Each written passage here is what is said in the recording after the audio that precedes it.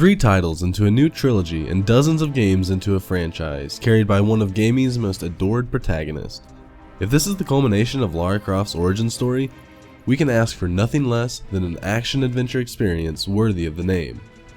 So, how does Shadow the Tomb Raider conclude the journey Crystal Dynamics started in 2013? In the dark, as cryptic and appropriate as that sounds.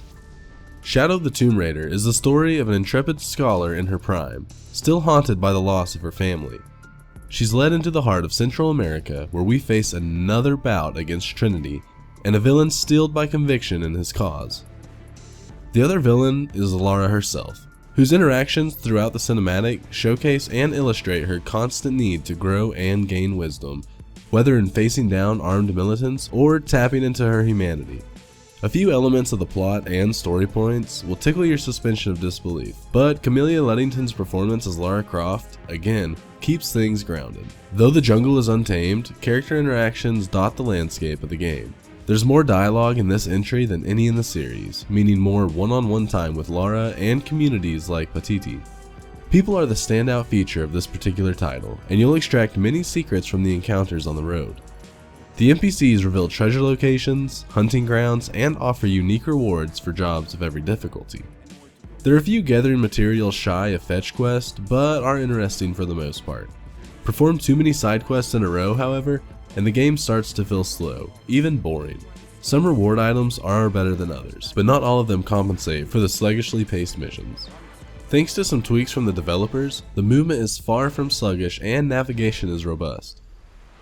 The map is laden with exploration opportunities, perhaps too many, in order to get around. We're reintroduced to Lara's classic toolset and dexterity. We've got the trusty pickaxe, the bow, and the wit, more of the same to help fans feel at home. In addition, we can now swing and rappel into uncharted territory using rope. Awful puns aside, the vertical traversal mechanics leave less of a streamlined approach. You have to stop and think about whether you're supposed to jump to another ledge or rappel downward or pivot mid-air, which makes the control scheme feel clunky at times. In fast-paced circumstances, the confusion surrounding so many mechanics leads to death. Practice makes perfect, but the camera work doesn't always point you in the right direction, and it doesn't help that the white navigation markers are obscure. Fortunately, the difficulty of combat, puzzles, and exploration can be modified at the main menu. Swimming is another new feature, and now the common method of reaching unknown areas. In and of itself, underwater travel entails new dangers and discoveries. One danger you'll discover is that the water in the ravine is not swimmable after you fall to your death. Fortunately, the ruins you do find beneath the surface are captivating and littered with curiosities. Careful not to explore to your heart's content though. When you're not pounded by the warning of asphyxiation, you're harassed by eels and piranhas, all of which prick your anxiety when cramming into underwater crevices. Inevitably, you must reconcile between treasure hunting and becoming fish food. If you're visiting the depths solely for the visceral experience, you won't be disappointed. Up and down the Amazon, Shadow of the Tomb Raider is the most stunning Tomb Raider game to date. Green jungles, blue lagoons, and dark cavities bolster amazing resolution and detail. Compared to the shores of Yamate and the Ukrainian peninsula, the tropical rainforest paints a broad spectrum of lush and colorful terrain, ideally suited for a graphical upgrade. Set pieces range from vibrant vistas to rustic ruins and murky underworlds. Brilliant lighting under the canopy illuminates a stark contrast to the subterranean crags, and when the god rays disintegrate, you understand why Shadow is the title. This has to be the darkest game of the franchise. Literally. There are pitch black corridors where you can barely see a few steps ahead. Coupled with eerie sound design, the game's underworld exploration is creepy and downright scary at times. Decayed skulls, spikes, ruins, and random snarls in the dark gradually build toward jump scares executed to full effect. Frightening as they may be, more often than not, the most condensed spaces serve the gateway to tombs. Like Die Hard, Tombs and Shadow of the Tomb Raider are back with a vengeance. There's a total of 9 challenge tombs, many of them situated in cavities that appear inspired by Lord of the Rings, and with enough real estate to hide a Balrog.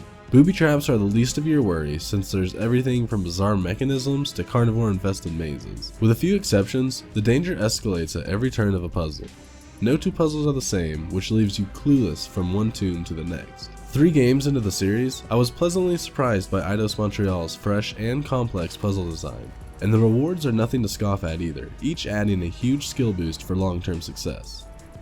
Accounting for tombs and crypts, players will spend a considerable time frame immersed in darkness. Therefore, you may want to invest in plenty of skill points in the Seeker skill tree. Progression this time around comes with a bigger skill tree, and I can't help but admire the utility behind each perk and ability. There being so many, players must think carefully about how they allocate points. Do you want easier exploration, or to rake in the materials? Maybe you want to invest in skills unique to this installment, such as the new consumables. New benefits come in the form of plants, focus, perception, and endurance. Together, they make the jungle easier to navigate, increase resilience, and make Lara more effective in combat. Without a doubt, investing in all 3 is better than investing in all points in the warrior skill tree.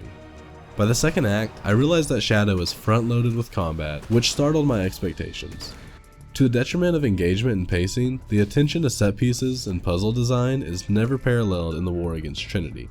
And contrary to the game's marketing, combat takes a back seat to RPG-like interactions and exploration. Fights occasionally sprouted across the story mode, a few side quests, a few challenge tombs, rounding out nearly 15% of my playthrough. No other game in the series left me so hungry for action, exasperated when cutscenes teased major skirmishes that lasted 60 seconds, or never happened. With action that feels awfully neglected, the warrior skill tree feels hollower than the tombs. Lara's aggressive new abilities are neat, but don't justify the skill points.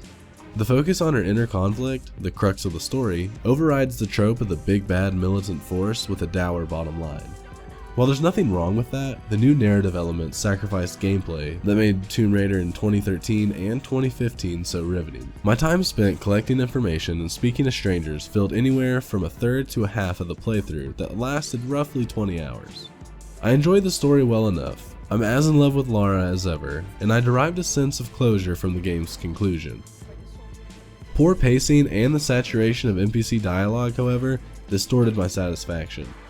I don't feel like I earned the ending I got, and I believe fans who traversed all 3 games are going to feel a bit shortchanged by the final cutscene. Despite captivating set pieces and a sentimental journey with Lara, my engagement took a dive at several intervals, and my pendulum of investment often fell on the fringe of excitement. A few missing puzzle pieces leave a good game in the place of greatness. So what are your thoughts on Tomb Raider? Be sure to let us know in the comments below, and follow COGconnected for all your video game needs. Don't move. Don't try me.